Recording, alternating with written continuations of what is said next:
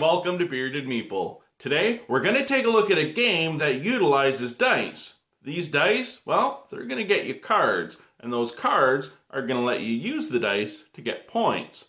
Now, when I say it like that, it might sound like a dozen other games, but this one, it was different enough, I liked it, and it was fun. In it, you're animals in the wild using magical abilities battling each other and the acolytes. It's for 1 to 4 players, ages 10 plus, and it plays anywhere from 30 to 45 minutes. It's brought to us by Crosscut Games. It's Wizards of the Wild. Let's take a look at it.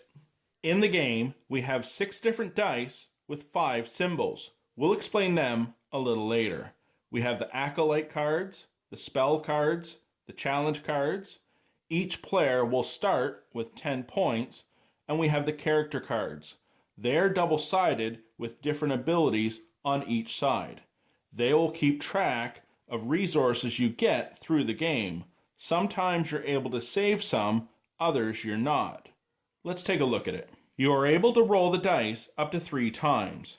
Arcane is used to buy challenge cards. Tome is used to buy spell cards. Another die will give you a choice of either. Mana will be used to cast spells. Gems are used to bribe the acolyte for victory points. And skulls, while they will cost you victory points based on the acolyte card, sometimes they will activate spells as well. Depending on the number of players will determine how many cards you use. We have the acolytes, the spell deck, and the challenge deck. You shuffle the acolytes and draw 7. The game lasts 7 rounds. At the beginning of a round, a card is revealed. Each player will go down a certain number of mana. Once per turn, you're able to bribe the acolyte by spending gems to gain points. At the end of the round, whoever has the most skulls will go down a certain number of points. When it comes to the spell and challenge cards, if you spend your die values to buy a card, you're not able to save die on your player board. Spell cards are bought with Tome, challenge cards with Arcane. Spell cards usually have an effect that can occur once per turn. Challenge cards generally have an immediate effect.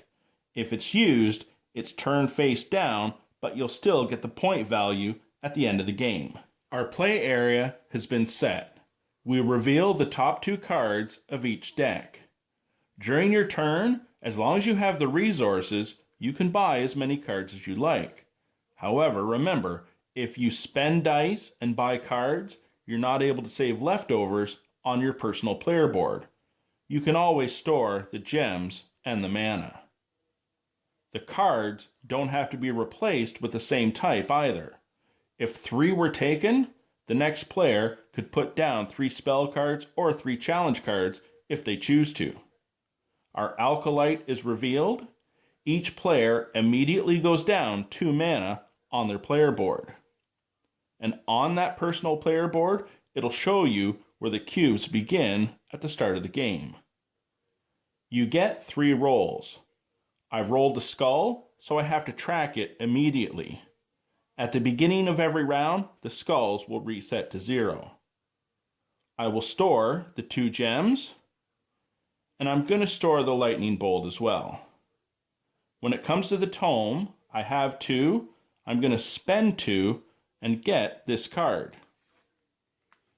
It will let me spend 2 mana to gain 2 points. My mana is at 0. I'd move up 2 points on the score track. Another thing that will happen in the game is if someone's card causes your mana to go below 0, you're going to take hit points in skulls.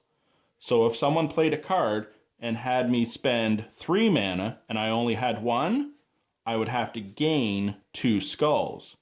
And remember, whoever has the most skulls at the end of the round is going to have to go down so many points based on the acolyte card. After 7 rounds, whoever has the most points, you're going to win.